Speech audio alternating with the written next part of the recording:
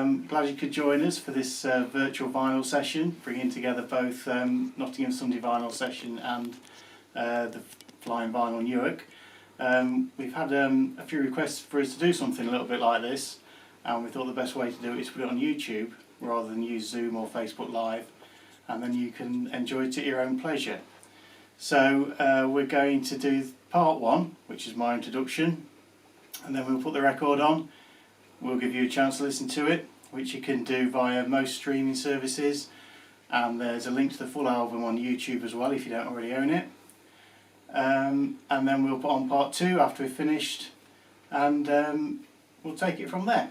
Okay, right, so we'll start with Talk then. If you don't know anything about the band, they were formed in 1981 in London by a guy called Mark Hollis, whose brother Ed had been in, he was the manager of Eddie and the Hot Rods, and he was a bit of a mentor to Mark, and he recruited three young men from a band called Escalator. Paul Webb, who played the bass, Lee Harris, who played the drums, and Simon Brenner, who was playing keyboards. They were signed pretty quickly to EMI, and in 1982 they released this album, The Party's Over. Then they were marketed by EMI as a bit of a Duran Duran type group. In fact, they supported Duran Duran on one of their earlier tours, where I don't think they went down very well, to be honest. And one of Duran Duran's producers was involved in producing this. So it did respectable business in the UK. Had a couple of hit singles, Today and Talk. So that was 1982. They also supported, rather improbably, Genesis at their reunion concert with Peter Gabriel at Milton Keynes Bowl, where I think they went down there like Bobby Crush on an oil rig, but there you go. So that was that. 1982, The Party's Over. And then, in 1984, they sacked Simon Brenner, the keyboard player, and brought in somebody called Tim Freese Green, who he wasn't a full-time member of the band, but he was producer and ended up co-writer with Mark Hollis on all the band's subsequent albums. They released this in '84, It's My Life. Didn't do particularly well in Britain, but they went down quite well in Europe, particularly Holland, Italy and Germany. They released a couple of singles off this, Dum Dum Girl, Such a Shame, and three singles, and the title track, It's My Life, which became a much bigger hit in the UK later on when they released the greatest hits. So they were moving a little bit away from synthesizers there, but they're still pretty present on the album. Again, didn't really do a lot in the UK, but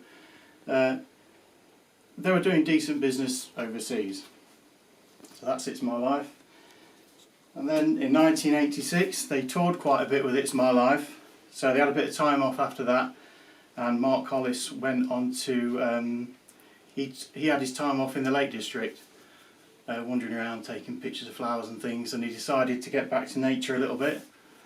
So he decided to ditch synthesizers altogether, and the keyboard sounds in the place were piano, Hammond organ. This album to me stands out from the crowd of 1986 because I made a note of some of the other big albums in '86, and it doesn't sound like anything like them. I mean, '86 was a bit of a, things were starting to go a little bit wrong for the '80s by '86. Post Live Aid, people had mullets, that kind of gated drum sound and Fairlight computer sound was taking over. You won't hear any of that on this record. I mean, some of the other big albums, Madonna's True Blue, Genesis Invisible Touch, a-ha, Scoundrel Days, Duran Duran Notorious. I think this album, it shares its biggest kinship of that year with Paul Simon's Graceland. Very, I hate to use the word organic, but a lot of acoustic instruments, quite a bit of this album is quite understated. Again, none of the big 80s production sound on either of these records.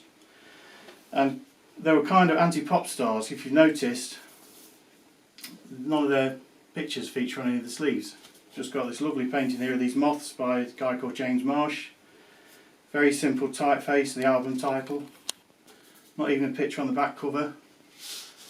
The only picture of this band is this slightly out of focus black and white photograph.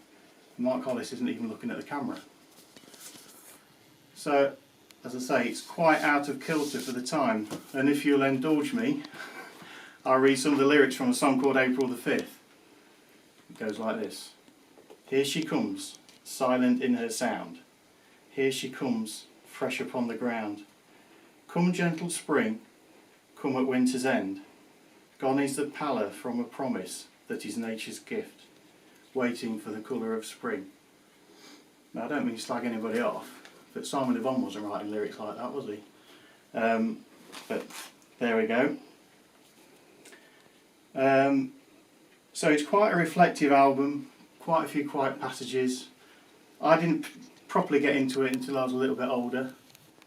I think part of the reason it might be quite reflective is because at the time Mark Hollis and his brother Ed were quite heavily involved in heroin.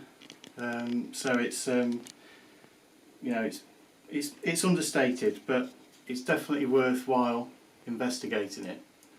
So we'll start the record now and see what you think, and we'll come back in part 2.